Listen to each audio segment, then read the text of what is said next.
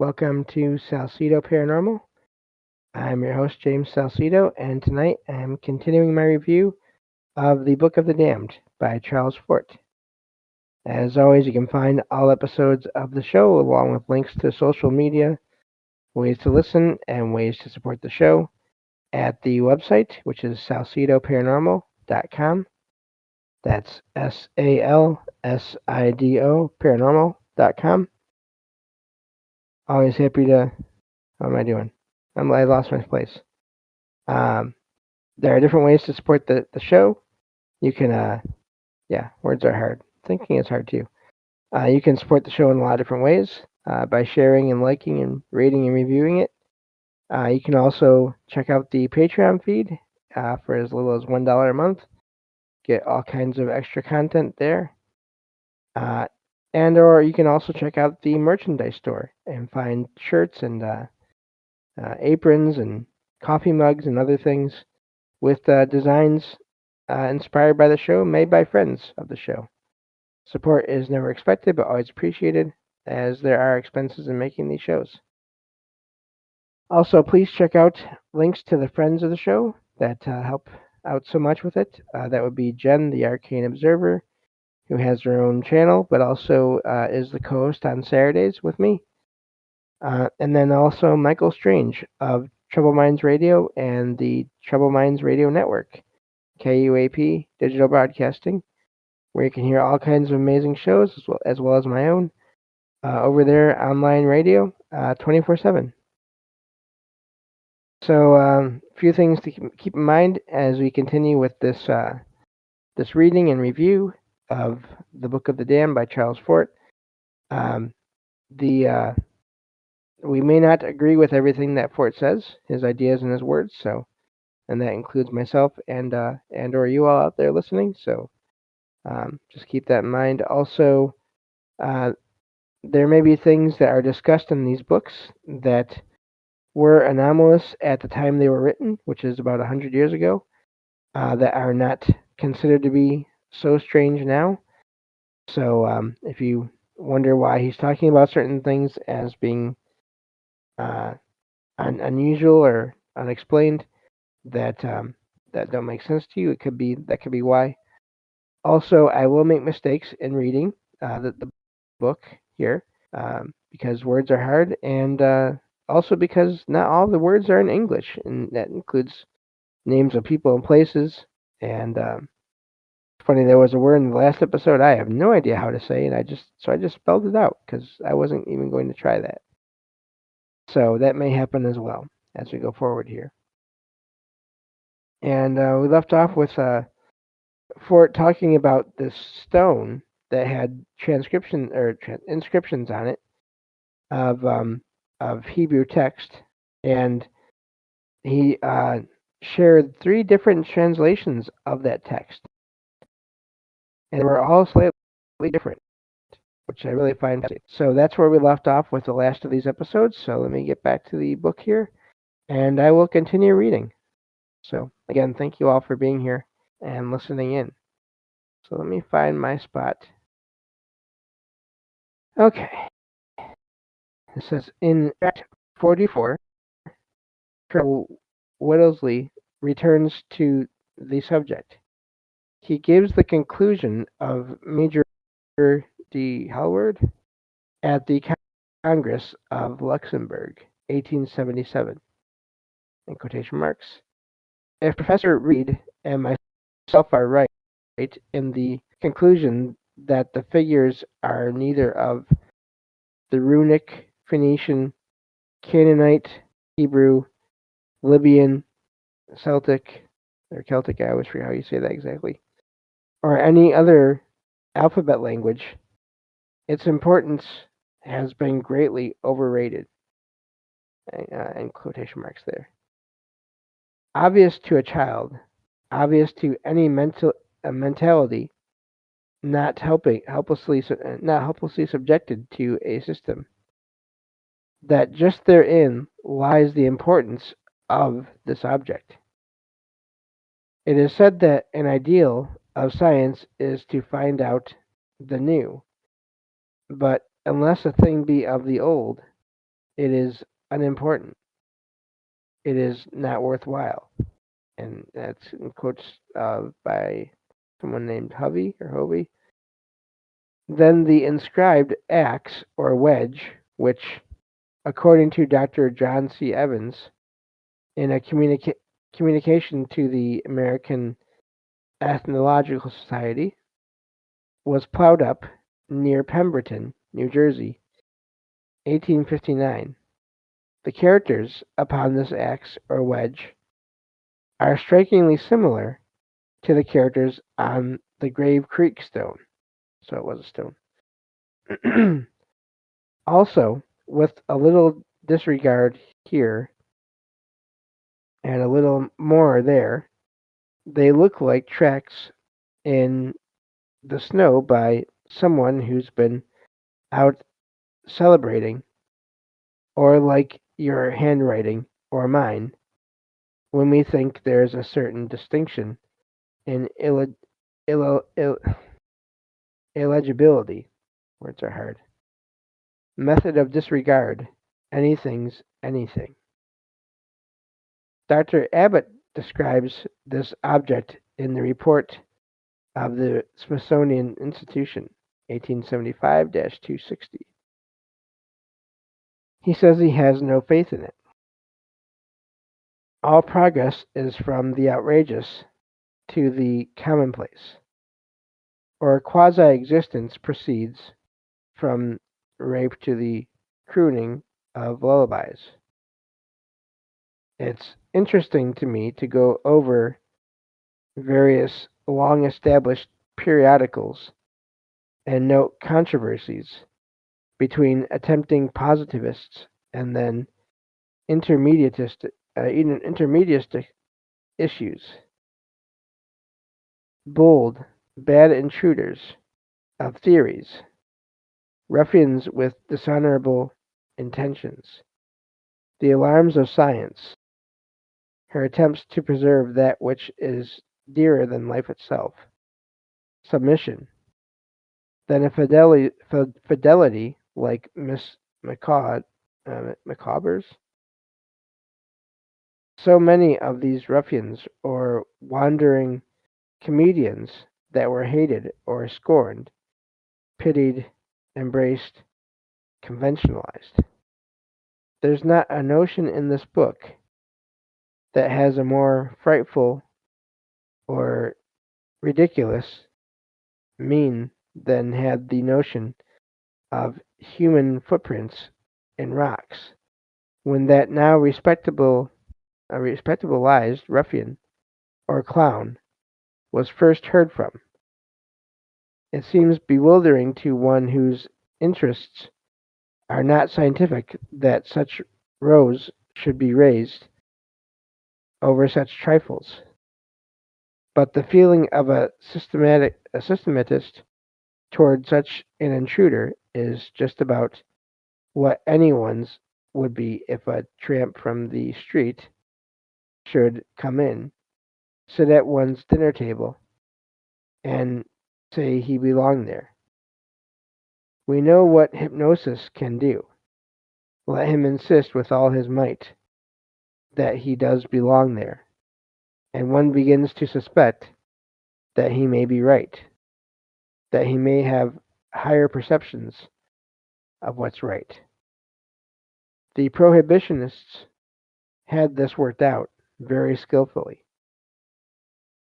So the row that was raised over the stone from, I don't know if it's Row, from Grave Creek, but time and cumulativeness, and the very factor we make so much of, or the power of massed data. There were other reports of inscribed stones, and then, half a century later, some mounds, or caches, as we call them, were opened by the Reverend Mr. Gass, Gass, near the city of Davenport. And parentheses here, American Antiquarian, sorry. Um, 15-73, close parentheses. Several stone tablets were found. Upon one of them, the letters TFTOWNS may easily be made out. In this instance, we hear nothing of fraudulency, time, cumulativeness, the power of mass data. The attempt to assimilate this datum is that the tablet was probably of Mormon origin. Why? Because at Mendon, Illinois, was found a brass plate upon which were similar characters. Why that? Because that was found, in quotation marks, near a house once occupied by a Mormon, in quotation marks. In a real existence, a real meteorologist, suspecting that cinders had come from a fire engine, would have asked a fireman. Tablets of Davenport. There's not a record findable that it ever occurred to any antiquarian to ask a Mormon. Other tablets were found. Upon one of them are 2 F's and 2 8's. Also a large tablet, 12 inches by 8 to 10 inches, in quotation marks here, with Roman numerals and Arabic, in quotation marks. It is said that the figure 8 occurs 3 times and the figure or letter O 7 times, in quotation marks. With these familiar characters are others that resemble ancient alphabets, either Phoenician or Hebrew, in quotation marks. It may be that the discovery of Australia, for instance, will turn out to be less important than the discovery and the meaning of these tablets. But where will you read of them in anything subsequently published? What antiquarian has ever since tried to understand them and their presence and indications of antiquity in a land that we're told was inhabited only by unlettered savages? These things that are exhumed only to be buried in some other way. Another tablet was found at Davenport by Mr. Charles Harrison, president of the American Antiquarian Society. That's amazing. In quotation marks here. 8 and other hieroglyphics are upon this tablet. In quotation marks. This time, also, fraud is not mentioned. My own notion is that it is very unsportsmanlike ever to mention fraud. Accept anything, then explain it your way. Anything that assimilates with one explanation must have assimilable relations to some degree with all other explanations, if all explanations are somewhere continuous. Mormons are lugged in again, but the attempt is faint and helpless, in quotation marks, because general circumstances make it difficult to explain the presence of these tablets, in quotation marks.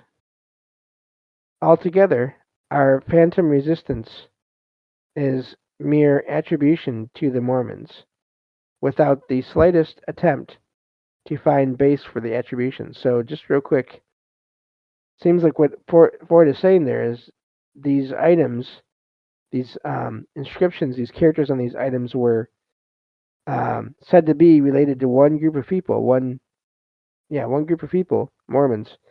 But apparently, no one ever actually checked with Mormons to find out if that was what was going on.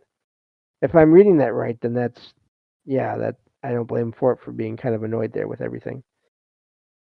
In other words, just to write it off by saying it's one thing, but then not verifying, or at least attempting to verify that it's that one thing.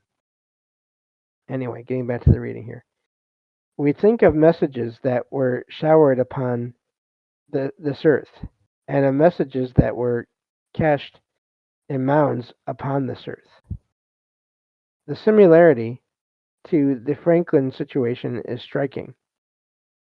Conceivably, centuries from now, objects dropped from relief expedition balloons may be found in the Arctic, and conceivably there are still undiscovered caches left by Franklin, in the hope that relief expeditions would find them.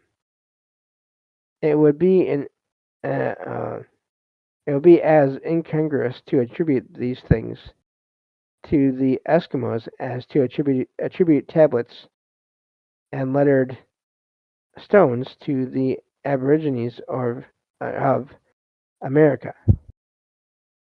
Sometime I shall take up an expression that the queer-shaped mounds upon this earth were built by explorers from somewhere, unable to get back, designed to attract attention from some other world, and that a vast sword-shaped mound has been discovered upon the moon.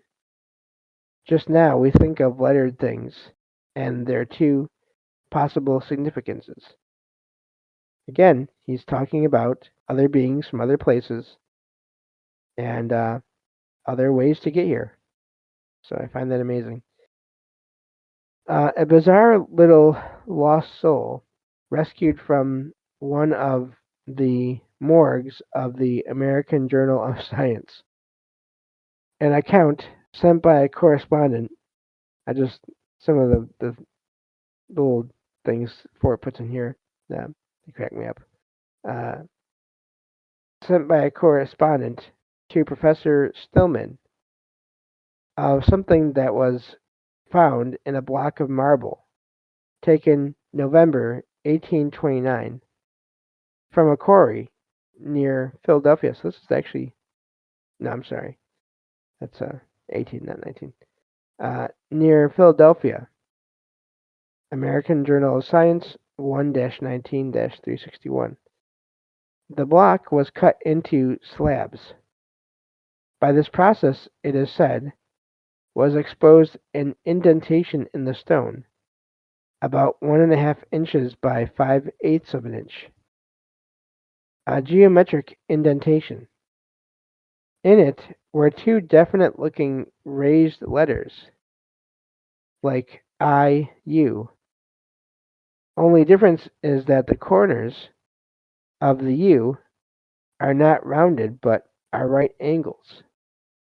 We are told that this block of stone came from a depth of 70 or 80 feet, or that, if acceptable, this lettering was done long, long ago.